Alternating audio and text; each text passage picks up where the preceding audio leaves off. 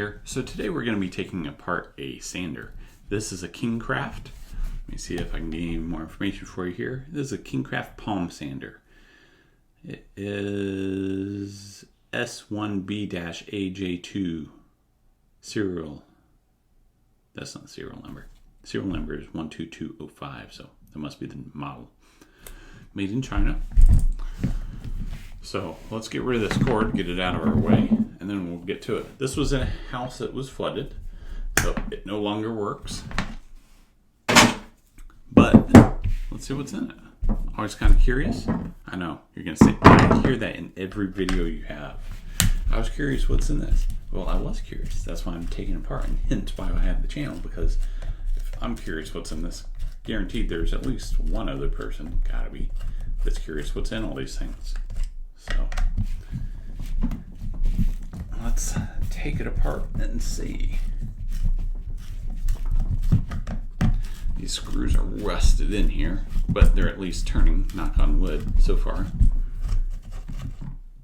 I hate when the screws are completely rusted and then you end up having to smash the whole thing and sawzall it in half and all that good stuff.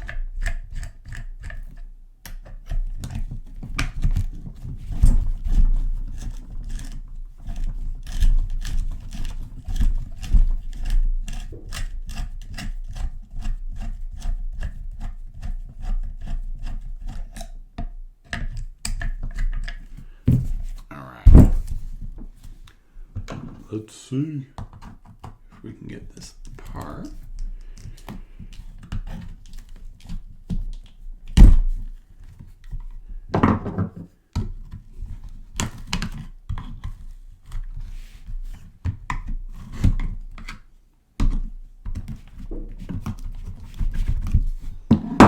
Let's wiggle its bits in.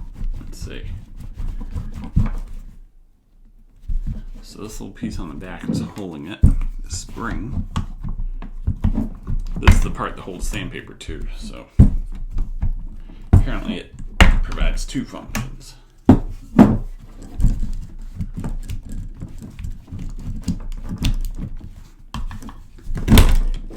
There we go.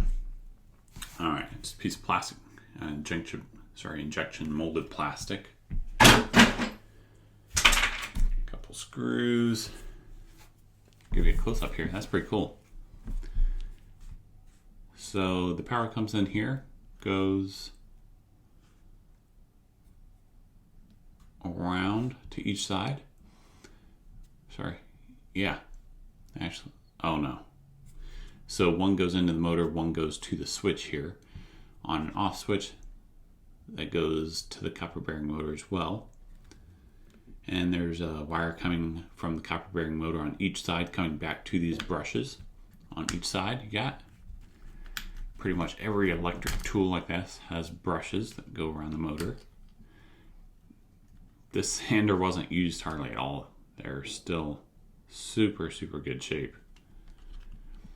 Normally that's what cause electric tools like this to fail eventually, is the brushes go out.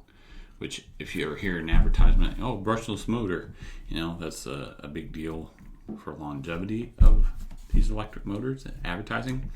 But in reality, if they are brush motors, not brushless, then you can repair them. You can take them apart, stick a new brush in it, and the tool will work again. But nowadays, everything is made throwaway. So you toss it after it quits working, and you get a new one. When in reality, you could fix it by putting in these 20-cent parts and it'd work just fine. But that's not how we do nowadays. So let's finish taking this apart though.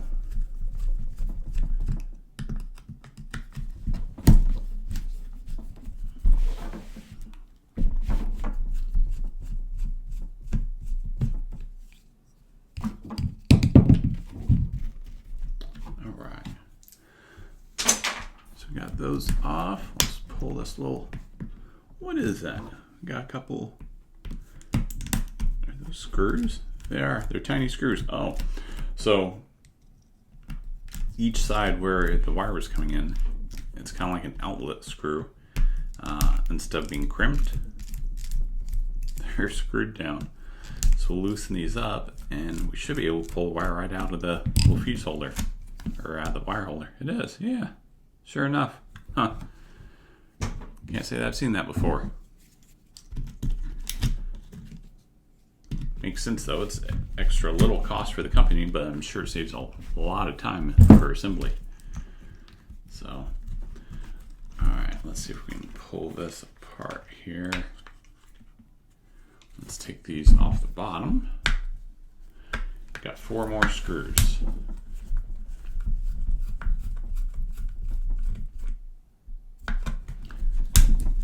I figured there'd be a big, metal piece, I don't know, something that spun around that caused the orbital component of this, but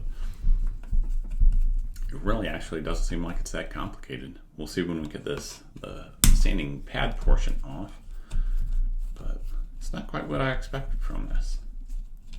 Let's see if we can get these out. Come on.